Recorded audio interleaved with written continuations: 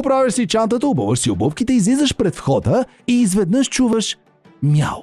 Поглеждаш надолу и там те гледа едно красиво малко пукче, да го нагучкаш, което ти се гали в краката и чака да му дадеш нещо за ядене. Направо ти си иска да го хванеш и да го нагушкаш и да си го вземеш вкъщи. Обаче все пак отиваш на училище сега. Пък и може майка му да е някъде наблизо, затова не можеш да го вземеш просто ей така.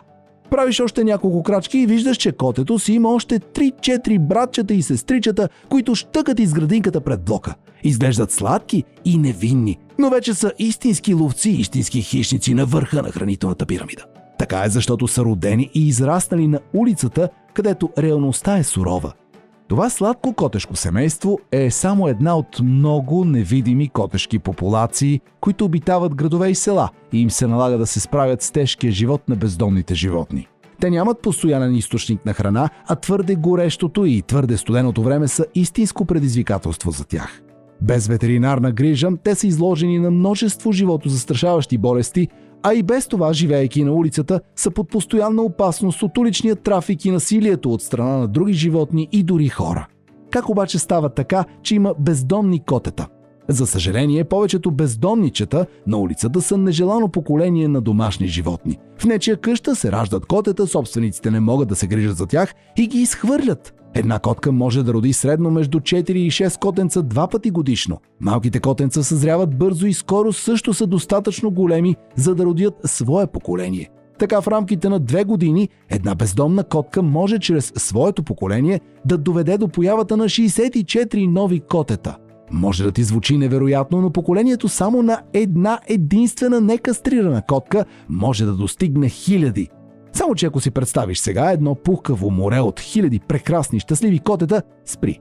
Защото реалността е малко по-различна. Много от котетата губят борбата си за живот още преди да навършат 6 месеца. Причините са много: недохранване, заразни и паразитни болести, трафик, насилие или просто стават жертви на други животни. Тежката съдба на тези животни често остава незабелязана от хората, именно защото уличните котки са невидимата част от бездомните животни. Някак се не ги забелязваме. Ти обаче можеш да промениш това.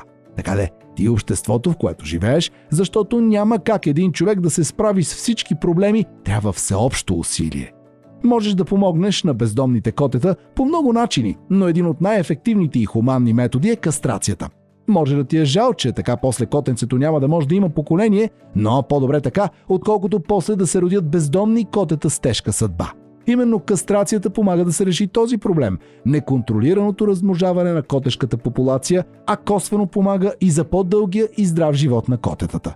Историята на едно женско коте може да се развие по 2 начина. Единият включва това след броени месеци сама тя да стане майка и заедно с поколението си да се бори с болести, ограничени ресурси, студ, пек, да стане жертва на лоши хора или някой автомобил. В ситуация като тази продължителността на живота на котето би била значително по-кратка от тази, която би имала, ако има късмет да поеме по друг път. Другия път зависи от отговорните действия на хората. Тя може да бъде заведена за кастрация при ветеринар, който също така да се погрижи тя да бъде вакцинирана и обезпаразитена. Така тя ще е едно здраво коте, което не се възпроизвежда и няма да има тежкия живот, през който майка и хилядите бездомни котки по улиците са обречени да преминат. Можеш да помогнеш и ти, чрез знанието, което имаш. Като го разпространяваш, ти се превръщаш в посланник за отговорното поведение към бездомните животни. Ако пък заедно с семейството ти сте решили да си имате коте, може да си вземете породисто такова, но можете и да си осиновите бездомно. Бездомните котета, спасени от улицата, ще те радват също толкова много.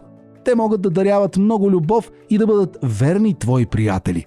Имай предвид, че ако вземеш коте директно от улицата, то може да се окаже по-недоверчиво и дивичко, та ще трябват усилия да ти се довери. Но то не е виновно за това. Точно както хилядите бездомни котки не са на улицата по своя вина. Точно за това кастрацията е толкова важна. Затова вярвам, че благодарение на теб, твоите действия и действията на обществото около теб, все по-малко котенца ще се раждат и загиват на улицата. И нещо много важно. Благодаря ти, че споделяш знанията от този видеоурок с твоите близки.